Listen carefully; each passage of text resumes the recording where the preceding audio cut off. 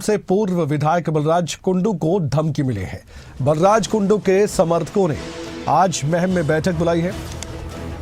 Call कर बलराज कुंडू से 5 करोड़ रुपए मांगे गए। पहले मोबाइल फोन पर कॉल की गई, फिर वॉइस नोट भेजा गया। 2 दिन में 5 करोड़ रुपए की फिरौती न देने पर अंजाम भुगतने की चेतावनी दी गई।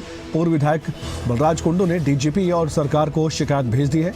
बलराज कुंडू ने अपनी और परिवार की सुरक्षा की बड़ी मांग की है। तो बलराज कुंडू को जो ये धमकी मिली है, इस पर उनकी चिंता और उनके समर्थकों की चिंता बढ़ी हुई है। और ये चिंता इसलिए भी है क्योंकि परिवार को लेकर भी सुरक्षा का एक सवाल उठ खड़ा हुआ उनके सामने। तो ऐसे में उन्होंने ये मांग की है कि उनको कड़ी सुरक्षा दी जाए, ताकि इस तरह की धमकी देने के बाद वो सुकून से जी सके। क्योंकि डर का माहौल इसलिए भी होता है क्योंकि नफे सिंह राठी हत्याकांड आज भी सबको याद है। एक बड़े नेता इनेलो के रहे, बड़ी जिम्मेदारी उनकी थी और उस जिम्मेदारी के साथ उनको टारगेट करके मारा गया था।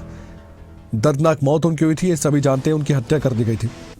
अब ऐसे में उसके बाद से ही कई तरह के प्रश्न उठते हैं जब ऐसी धमकियां मिलती हैं तो, और एक डर का माहौल भी पैदा होता है। हालांकि पुलिस अपना काम करेगी तो जानकारी जुटाई जाएगी कौन है ये जिन्होंने इस तरह से बलराज कुंडू को धमकी दी। आपको बता दें कि विधायक रहे हैं महम से बलराज कुंडू और लोगों के बीच खासा लोकप्रिय रहते हैं, लोगों के बीच रहते हैं। अब नेता है तो जनता के बीच जाएंगे। अगर ऐसे धमकी मिली तो उनका जाना भी दूभर हो जाएगा लोगों के बीच, क्योंकि उनको मालूम नहीं कि कहाँ से गोली आ जाए।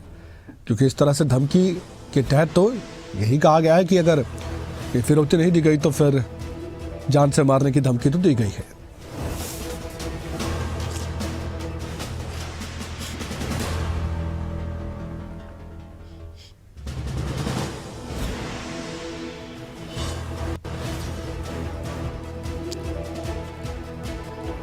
तो बड़ी खबर एक बार फिर से हम दर्शकों आपके सामने रख रहे हैं और ऐसे मामले बढ़ रहे हैं। इससे पहले हमने देखा था कि कांग्रेस के एक विधायक को भी इस तरह धमकी दी गई थी, कुलदीप वत्स को भी धमकी मिली थी और अब बलराज कुंडू को मिली है। हमारे साथ हमारे ब्यूरो रोहतक से जुड़ चुके हैं देवेंद्र दांगी। आइए उनसे बातचीत करते हैं। देवेंद्र, ये जो धमकी मिलने का सिलसिला है ये कोई पहला तो नहीं, हरियाणा में हम देख पा रहे हैं। व्यापारी हो, बिजनेसमैन हो और जिनके पास थोड़ा बहुत पैसा होता है, जो अपना काम करते हैं और सुकून से करना चाहते हैं, उनको भी धमकियां मिलती है और नेताओं को भी टारगेट किया जाता है। और मैंने अभी जिक्र किया था जब आपसे मैं जुड़ रहा था, नफे सिंह राठी हत्याकांड तो सभी को याद है, रूह खपा देने वाला वो हत्याकांड था। तो ऐसे में धमकी मिलती है तो गंभीरता से तो लेना ही पड़ेगा।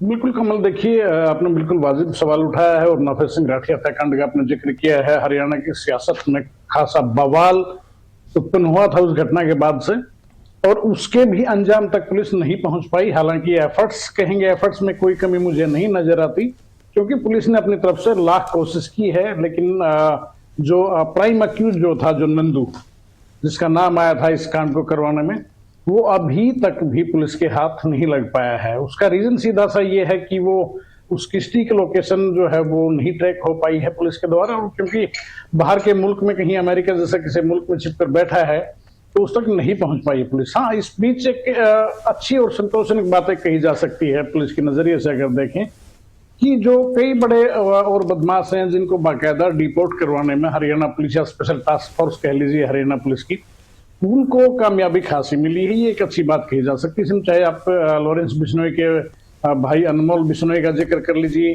या काला जखेड़ी जैसे या उनसे जुड़े कई एसोसिएटेड उनसे जो है रहे हैं कई बड़े बदमाश, कई बड़े नाम हैं, उनका जिक्र कर लीजिए। या रिसेंटली अगर बात करें तो हाल फिलहाल भी 2-3 बदमाशों को बाकायदा अमेरिका से डिपोर्ट करवाने में हरियाणा की जो स्पेशल टास्क फोर्स है या हरियाणा पुलिस है उसको खासी कामयाबी रही है। इसमें अमन भैंसवालिया का भी एक नाम है, वो भी नोटोरियस क्रिमिनल है, और इसमें सोमवीर का भी नाम है जो कि अनिल सिपी गैंग का जो सरगना रहा है उसका भाई है। कल ही उसको डिपोर्ट करवा के लाया गया है गुड़गांव। बाकायदा एसटीएफ ने इसके बारे में पूरी जानकारी भी दी।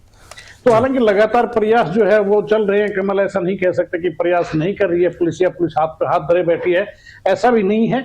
लेकिन कई जगह दिक्कत ये आ रही, जैसे पुर्तगाल में कुछ बदमाशों के छिपे होने की जानकारी मिली थी एसटीएफ हरियाणा को, और कई अलग अलग मुल्कों के बारे में पश्चिमी देशों में कई जगह छिपकर अलग अलग जगहों से वो अलग अलग नंबर्स का यूज करते हैं, इंटरनेशनल कॉल होती है। तो ऐसे में ऐसे क्रिमिनल तक पहुंचना वाकई एक बिग टास्क होता है, हम समझ सकते हैं इस चीज को। लेकिन पुलिस लगातार प्रयास कर रही है और लोगों को, ऐसे क्रिमिनल जो हैं, ऐसे जो वांछित तत्व हैं, उनको डिपोर्ट भी करवाया जा रहा है। लेकिन इन बिटवीन एक चिंताजनक बात यह है, आम आदमी के नजरिए से अगर देखें, कि जो थ्रेट कॉल्स हैं वो सिलसिला थमने का नाम नहीं ले रहा है। आए रोज किसी न किसी को धमकी आ रही है, आए रोज किसी न किसी को रैंसम कॉल आ रही है, आए रोज कहा जा रहा है कि रंगदारी दीजिए, और इससे बुरी क्या स्थिति होगी, नेताओं तक को धमकी आने लगी है।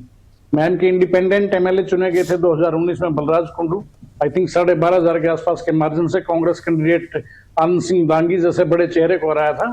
हालांकि कुंडू 2024 में जो इलेक्शन हुए, आनंद सिंह दांगी के बेटे से दोबारा हार गए।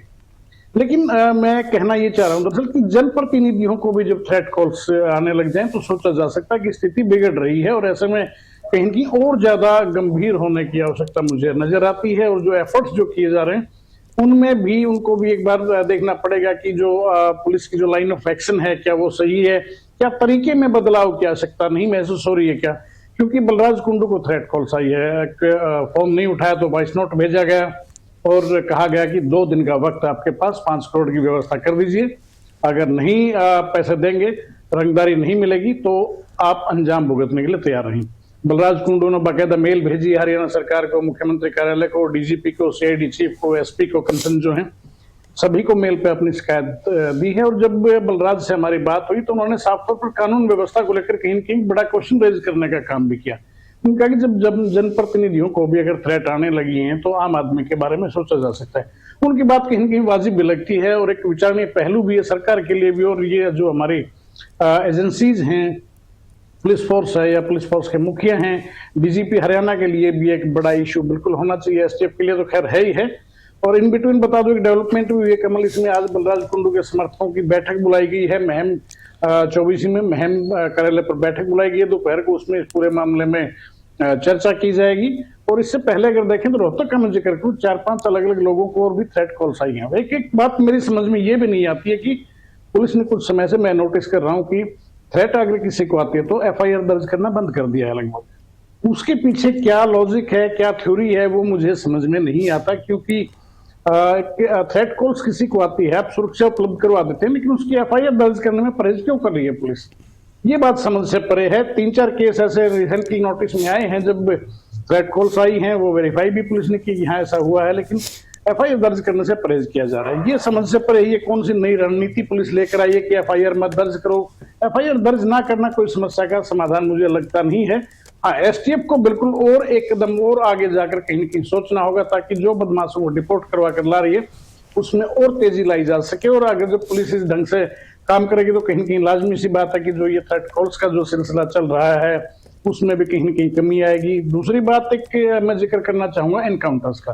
पिछले कुछ समय से, चाहे आप एसटीएफ का जिक्र कर लीजिए या अपराध जांच शाखा जो है सीआईए, इनकी यूनिट्स के साथ जो पुलिसों का जो चूहे बिल्ली का खेल चल रहा है, पुलिस लगातार एनकाउंटर कर रही है। आज मॉर्निंग में भी रोहतक इलाके में, सांपला इलाका है रोहतक में, वहां पर एक एनकाउंटर हुआ और भावुक गिरोह के एक शूटर को गोलियां लगी हैं, उसके बाद उसको एडमिट करवाया गया। तो इस बीच ये भी चल रहा है कि लगातार शहमात का चूहे बिल्ली का खेल चल रहा है और पुलिस के प्रयासों में मुझे कमी ज्यादा नहीं लगती है। लेकिन हाँ, इस चीज की आवश्यकता जरूर है, जिस ढंग से थ्रेट कॉल्स आ रही हैं लोगों को, उसे बिल्कुल सीरियस नोट पर पुलिस को लेकर नए सिरे से रणनीति बनाने की आवश्यकता कहीं न कहीं मैं महसूस करता हूं, ताकि एक आम आदमी में जो भय का माहौल होता है वो पैदा ना हो। और क्योंकि ये चीजें सरकार की भी कहीं न कहीं कमल बदनामी ही करवाती, तो इस मामले में बिल्कुल जो हमारी सुरक्षा एजेंसीज हैं उनको नए सिरे से रणनीति बनानी चाहिए।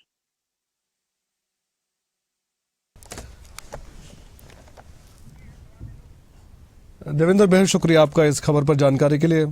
और क्योंकि लगातार हम इस खबर पर आपको अपडेट भी देते रहेंगे और काफ़ी ज़्यादा बातचीत हुई है इस मसले पर हमारी।